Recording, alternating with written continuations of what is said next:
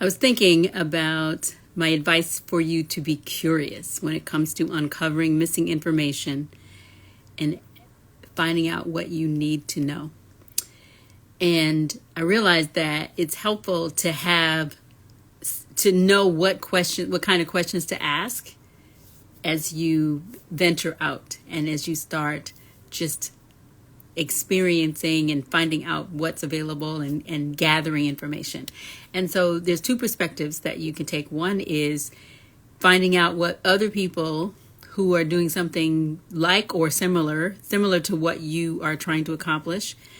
You can go and look and see what they're doing, but then you can also look at the people that you think might be interested or might need what it is that you have. Look at what they are doing. So I've got 3 questions and just a couple of points under each that you can ask, and you can apply those questions to other people that are doing what you're doing or to people that you also might want to serve. Okay. So question 1 is, who else is out there? Who are the key players doing the thing you want to do? If it's coaching, if it's ministry, if it's any kind of a business, who are the key players that are already involved and engaged in the kinds of things that you want to do? And just really looking at what they're offering. Now, this is not some deep, formal, like technical marketing study research. It's just looking. You can pretend like you need the help, and you're trying to find people that are going to do the thing that you need, and then just check it out. Like who's at the top? Who's showing up the most? Who's advertising? Because the people that are advertising, they have some money to spend, and that's a good way to kind of determine who's doing what. So, of course, if they're not advertising, if they're not promoting, if they're not in a public space somewhere where you can find them, then they may not be. I mean, they could be doing really great business. They could be doing really well. But if you can't find them, they're not the ones you're looking for. So the ones that are available, what are they doing? What are they offering? Who's the top? And top is, who's the most active? You can look at, kind of create your own list of requirements, right, that you're looking for, that you want to examine. But you want to start by looking at who else is out there. And on the customer or client side, you want to look at who is looking for this service, who is using this, and what are they interested in? Like, what are they paying for? Right? There's just a number of different ways that you can try to find that information. You can even ask friends, like if you are looking for such and such, have you ever wanted this? And, where do you get it? How would you find someone? Do you know anybody? I think you can always start close to you and then just broaden your search from there.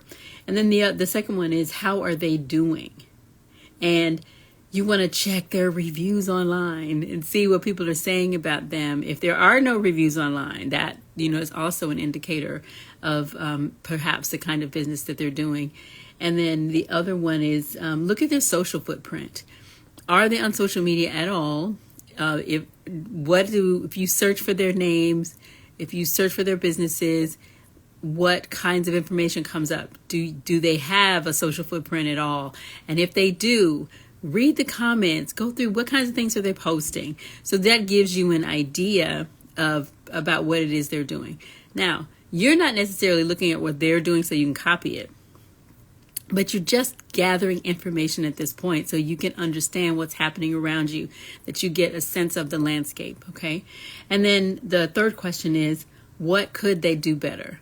So if you're looking at something, again, pretending like you need the service from them, look and see, if you needed that service, what kinds of things would you be looking for? How would you find the information? Is that information readily available on their website, on their socials? With their reviews, is it possible for you to find out just where the holes are and gaps are in what they're offering? And I think it's really helpful when you compare people. You look at multiple companies that are offering something similar.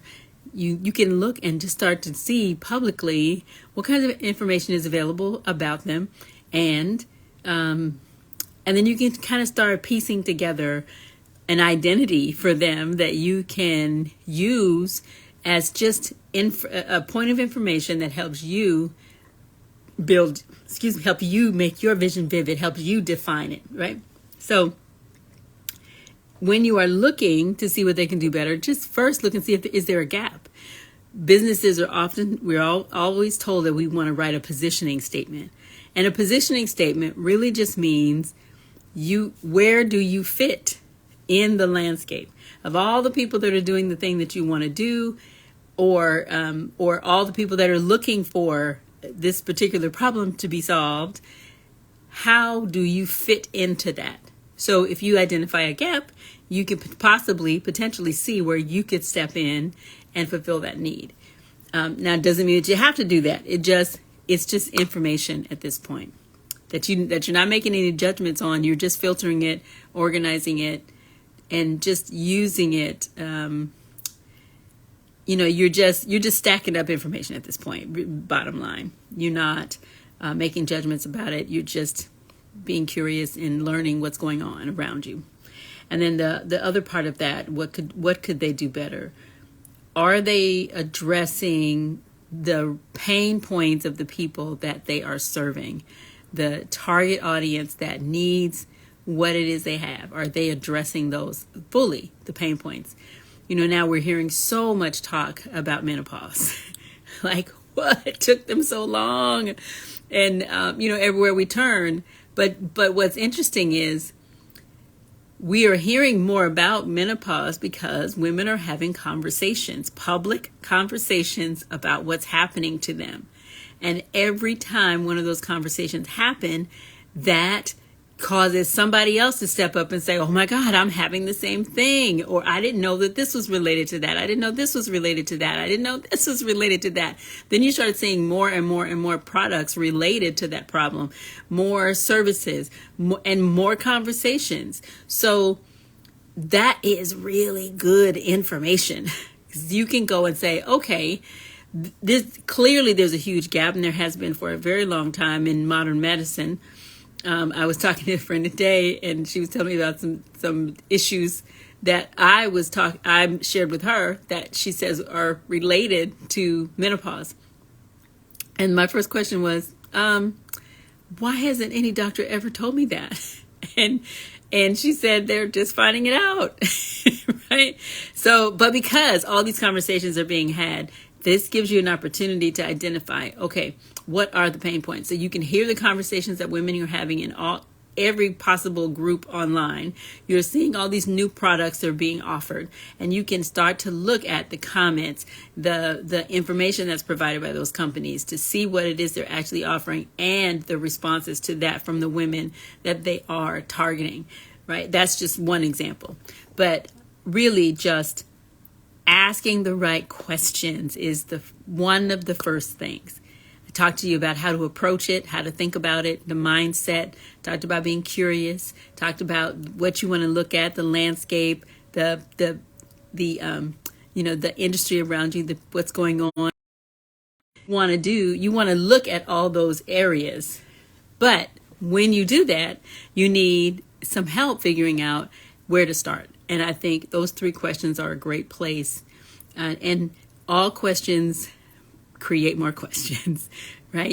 That's one thing we can be guaranteed, that as soon as you ask one question, you're going to come up with some more. And that's going to help you just start to dig deeper, gain more confidence, be able to take that information and make better decisions about your own vision, what it is you want to do, what you think you want to do. Because as you grow and develop, that you're going to change. So what you're looking for and what you're expecting is also going to change. So this is the process of living. Vision, creating or defining a vision for every area of life is just basically living. And to live a vibrant, full, vivid life, you have to have vision. But the scripture says, Habakkuk 2:2, write the vision and make it plain. And you cannot make it plain by writing it down one time. You make it plain by it's a process. Making it plain is a process of writing. I call that making it vivid. And it's a process that you can use to help you write your vision. That's your primary responsibility. Scripture does not say it is your responsibility to bring it to pass. You're supposed to do the work that's required to write it. And that is your first step in anything that you're trying to accomplish, anything that you're trying to build. And right now, this step I'm talking about, this is the part where you gather information. And you don't judge it. You just sift through it and organize it and just kind of file it away to use as you are attempting to write your vision and make it vivid.